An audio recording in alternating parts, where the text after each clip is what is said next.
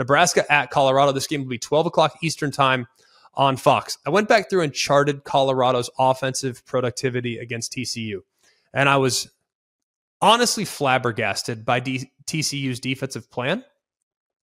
They wanted to play 7-on-7 against a team that wants you to play 7-on-7.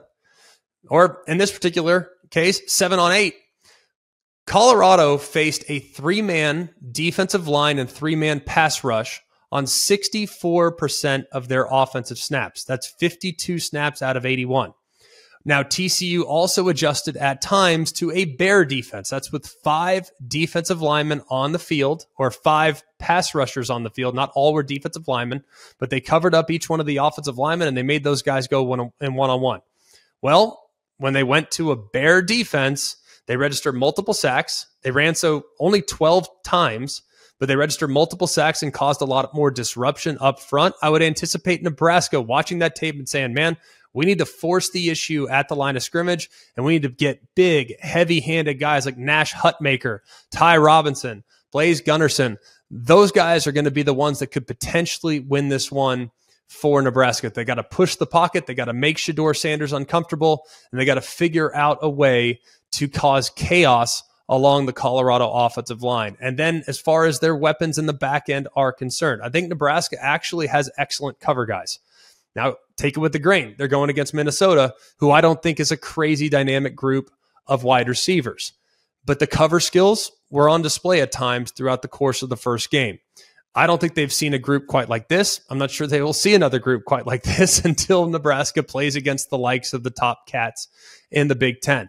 But with what you get with Dylan Edwards, who at running back, but is really at times kind of recruited as a wide receiver, he's a dynamo. Get the ball in his hands, watch what he does with it. You got to tackle in space against that young man because he could take the distance. You also have the guy that everyone seems to be talking about, Travis Hunter. Excellent, excellent wide receiver, but his best attribute is down the field. He's going to win vertical. They had a couple close misses that could have really broken the game wide open. So he's the guy when he's on the field, when number 12's out there on the perimeter, he's going deep. You got to make sure you stay on top of him. Xavier Weaver, also a guy with great top-end speed. Keep an eye on him. He had 118 yards last week. And then Jimmy Horn, who's more the slot guy, very, very quick, very agile, will do some things side to side that are difficult to cover. So I think it's really going to come down to, we're not even really going to talk about Nebraska's offense. They got to run the football. They got to take the air out of the football, and Jeff Sims cannot make mistakes. But I think it's really going to come down to whether or not Nebraska's defense can force the issue, potentially force an interception or two, force a mistake or two to be able to knock off Colorado. This line is crazy to me. 3 points is all it is. Nebraska didn't look great in their first performance. TCU looked phenomenal in this performance.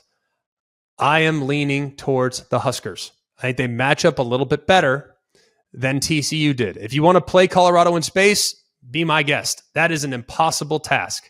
You want to play them in space? Fine. They'll beat you up. They'll kill you with their athleticism. But if you want to make this a heavyweight fight, which is what I think Nebraska can do, then I think you stand a real chance. I think Nebraska can do it. I expect them to play good, clean football. I think they'll run the football. I think their defense will put enough pressure on Shedeur to force a mistake or two, and the coverability will likely be better in the back end than what we saw from TCU.